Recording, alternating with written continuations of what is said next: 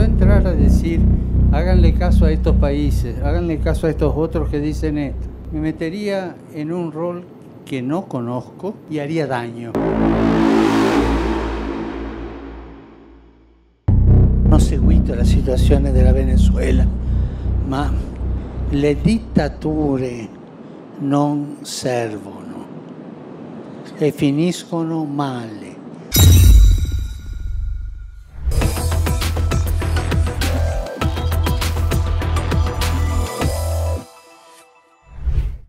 ¿Cómo evaluaría usted el papado de Francisco desde el punto de vista político? ¿No cree usted que Bergoglio mostraba demasiadas las costuras con toda la intención de provocar y confundir?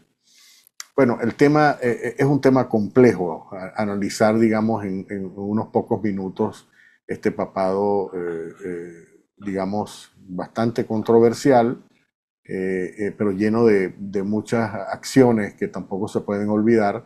Mi opinión es que básicamente tomó la decisión el Papa Francisco de tratar de obtener los mejores beneficios sin acudir a la confrontación. Obviamente un estilo absolutamente distinto al estilo de otro gran Papa, el Papa Juan Pablo II, que él tenía un estilo mucho más confrontacional. Eran dos épocas distintas, por supuesto. Yo he estado, por ejemplo, tratando de evaluar el tema del impacto de Papa Francisco en Venezuela y obviamente hay resultados mixtos. Por ejemplo, él promovió mucha de algún tipo de acercamiento, de diálogo que lamentablemente no dio resultado. Hubo una posibilidad o una propuesta sobre la mesa de que el Vaticano en el 2016 actuara como un intermediario entre el régimen y la oposición. No se pudo dar, no se llevó adelante. Por cierto, la persona que propuso eso es el actual cardenal Parolin, que es uno de los, por cierto, candidatos a suceder al Papa Francisco, una persona que conoce muy bien a Venezuela, por cierto, el cardenal Pier Paolo Parolin, pero eso nunca pudo hacer. Estuve tratando de encontrar, digamos, las frases más duras que hizo el Papa Francisco contra la dictadura, y efectivamente la última declaración que hizo durante un viaje, en una entrevista que le hicieron, durante una gira hacia Asia, creo, dijo que se refirió, cuando le preguntaron sobre el tema de Venezuela, dijo, las dictaduras no llegan a ninguna parte, ¿no? No llamó directamente a Maduro, pero obviamente al estar hablando de Venezuela se refiere al sistema en Venezuela. Hubo gente que, por ejemplo, cuestionó ese viaje que hizo a Cuba o la posición que él asumió frente a los desmanes del régimen de Daniel Ortega en Nicaragua contra la Iglesia Católica, que les quitó hasta universidades, centros de investigación, seminarios, todo expulsó, metió en la cárcel a obispos, etc. Hubo gente que hubiese querido un llamado, digamos, más directo, más confrontacional, ¿no? Pero obviamente aquí siempre funcionan estas consideraciones yo diría, y siempre recuerdo el caso, por ejemplo, del Papa Pío XII durante la Segunda Guerra Mundial. El Papa Pío XII, que fue criticado porque no confrontó directamente a Hitler, luego los historiadores han revelado que si el Papa Pío XII durante la Segunda Guerra Mundial hubiese cuestionado, se hubiese enfrentado a Hitler, eso hubiese significado quizá la muerte de 80, 100 millones de católicos, ¿no? Que estaban en toda esta zona que estaba siendo conquistada por las tropas de Hitler, y prefirió, digamos, hacer otro estilo de política, y se sabe ahora que, por ejemplo, ayudó a miles de judíos a salvar la vida escondiéndolos en el Vaticano. Hizo otro tipo de política para tratar de evitar la confrontación, porque la confrontación iba a tener unos efectos, ¿no?, negativos sobre el pueblo católico.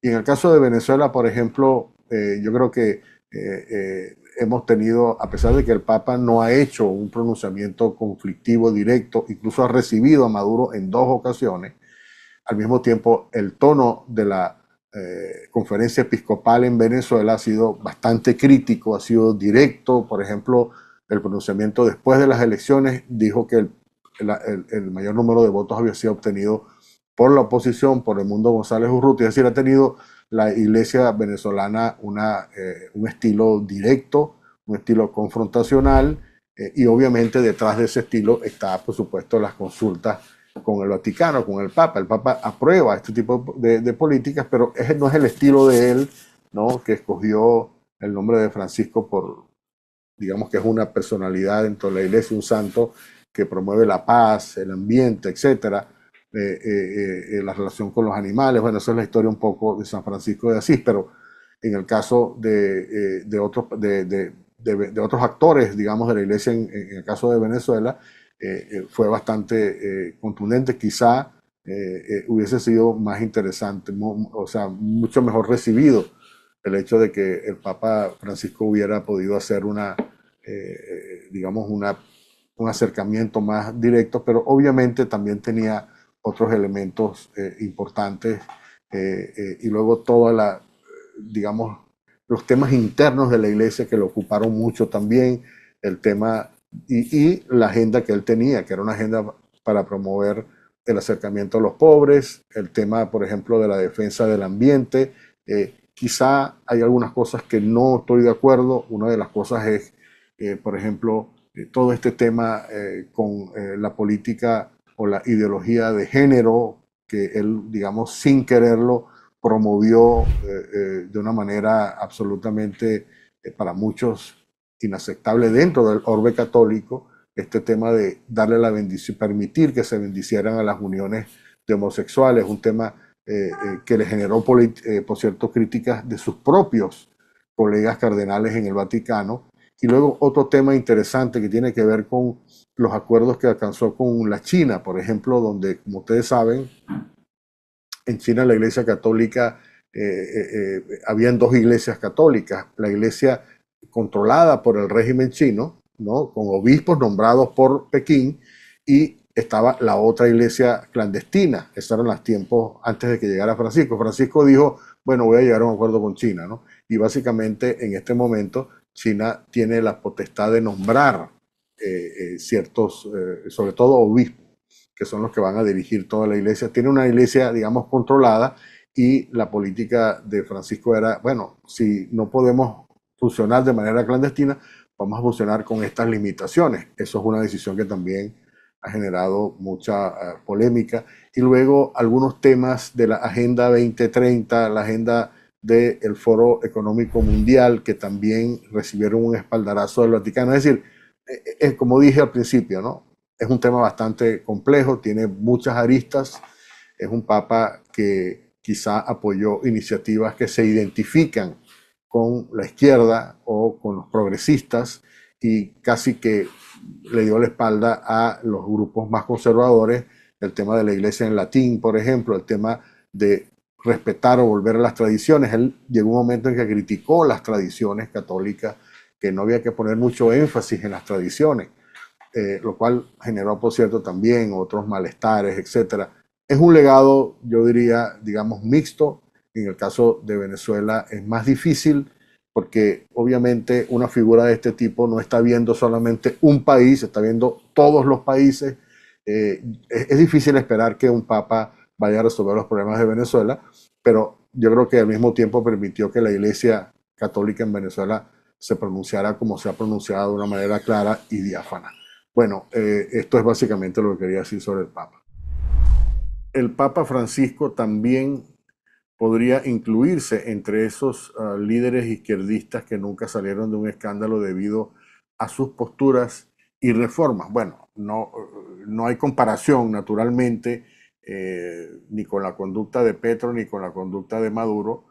Sin embargo, el Papa efectivamente fue criticado, mucha gente lo criticó por que mostraba una cierta cercanía o deferencia con líderes de la izquierda. Por ejemplo, estuve leyendo acerca de la ocasión que visitó Bolivia, que recibió y bendijo a Evo Morales, ¿no? Le hizo la bendición, la misma que le hizo, por cierto, a Maduro, a Lula da Silva, a Raúl Castro en Cuba, y básicamente el regalo que le hizo Evo Morales en Bolivia fue una cruz con los símbolos del comunismo, o sea, la hoz y la espada, que era básicamente el símbolo acuñado prácticamente por los que consideraban a la iglesia como opio del pueblo, decía alguien que hizo el comentario. Sí, ha tenido lamentablemente eh, una cercanía, por ejemplo, con activistas de la famosa teología de la liberación, que era una teología que básicamente consideraba el análisis marxista como el adecuado para analizar la realidad con todas las implicaciones de lucha de clases, etcétera. Es decir, hubo una inclinación definitivamente, y al mismo tiempo no hubo entusiasmo, digamos, en la condenación digamos, de dictaduras sangrientas como las de Venezuela, las de Nicaragua, las de mismo Cuba. Hubo un episodio, por ejemplo, que estuve viendo en las redes sociales de un comentarista cubano que se quejó, pues, o sea, mostró el momento en que un grupo de cubanos que fueron al Vaticano con las banderas de Cuba iban a entrar al recinto durante una de las audiencias del Papa, y básicamente se le prohibió que ingresaran al territorio del Vaticano. Estas personas no se les permitió, quizá por temor de que fuesen a protagonizar una protesta contra la dictadura, y ellos quizá no lo estaban viendo con buenos ojos. Hay que decir también que el Papa Francisco se rodeó de gente que mostraba básicamente una inclinación no solamente hacia la izquierda, sino hacia algunos puntos claves de la agenda progresista, con el tema, por ejemplo, de las migraciones masivas, ¿no? Es impresionante cómo toda esta política que el Vaticano estaba promoviendo de facilitar, abrir las fronteras para que todo el mundo pudiera circular, ahora está produciendo toda esta invasión de la cultura musulmana que no se adapta a la cultura cristiana y que pudiera, de acuerdo incluso a líderes de la propia iglesia, pudiera conllevar al fin de la cultura occidental en Europa, pudiera provocar el colapso de Europa o la islamización de un continente donde básicamente nació la cultura que nosotros tenemos en este momento, que es la cultura occidental.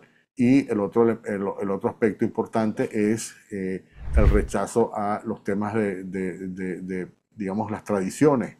En el caso, el propio Papa, esto fue un comentario que hizo en un momento, dijo que no era muy deseable que la gente quisiera apegarse mucho a las tradiciones católicas, ¿no?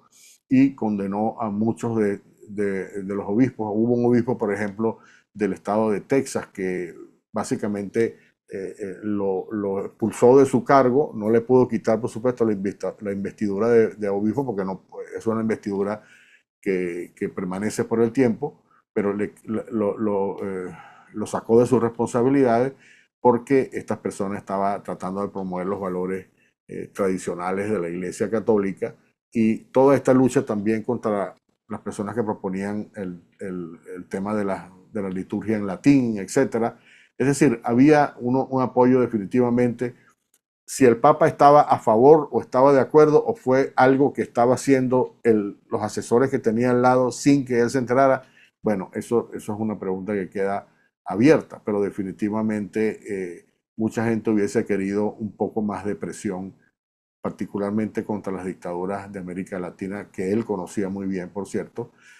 Nunca visitó Argentina, por ejemplo, a diferencia del Papa Juan Pablo II, que regresó al menos una vez, no sé si dos, a Polonia, y provocó una cantidad de cambios impresionantes. Estamos hablando de fechas distintas, naturalmente, pero quizá mucha gente hubiese querido un papa más comprometido con el sufrimiento verdadero de la gente.